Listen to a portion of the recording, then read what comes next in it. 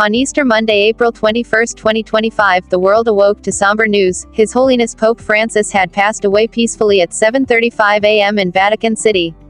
The Vatican confirmed that the 88-year-old pontiff died from a cerebral stroke that led to a coma and ultimately caused irreversible cardiocirculatory collapse. This revelation, confirmed by the Vatican's medical team, came just a day after his final public appearance at Easter Mass, a powerful final act from a man who spent his life in service to others. A final act of grace. Despite his deteriorating health, Pope Francis made a surprise appearance on Easter Sunday at St. Peter's Square, quietly blessing the gathered faithful. Though Cardinal Angelo Camastri delivered the Easter message, the Pope's presence offered comfort and hope to millions of Catholics around the globe. Unknown to the world at the time, this would be his final appearance. A life of humility and devotion. Born Jorge Mario Bergoglio in Buenos Aires, Argentina, Pope Francis became the first Latin American and Jesuit pope in 2013. From the outset, he modeled his papacy on simplicity, compassion, and reform. Rejecting papal extravagance, he chose to live in a modest Vatican guest house rather than the traditional apostolic palace. He was a champion of the poor, a bold advocate for climate justice, and a powerful voice in support of marginalized communities. His teachings often focused on mercy, forgiveness, and the importance of dialogue between faiths and cultures. His final hours. In the hours before his death, Pope Francis reportedly remained engaged in his responsibilities, even receiving U.S.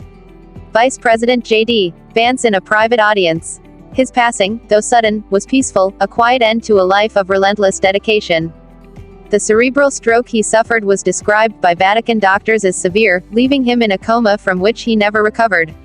The resulting heart failure led to his death early Monday morning. A global mourning. The reaction was immediate and heartfelt. Across continents, people gathered in churches, homes, and public squares to pay tribute.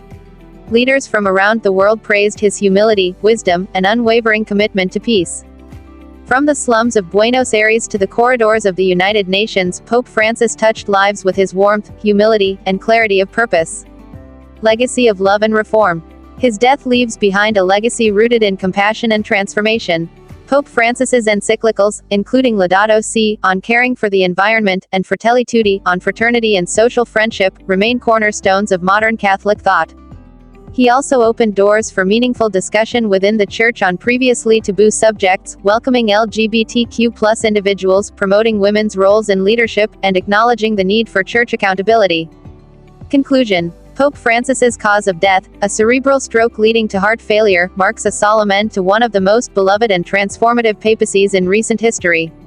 But his spirit lives on in the causes he championed, the people he uplifted, and the bridge-building message he preached. As the Church prepares for the next chapter, the memory of Pope Francis reminds us all that greatness in leadership begins with gentleness of heart. May his soul rest in peace.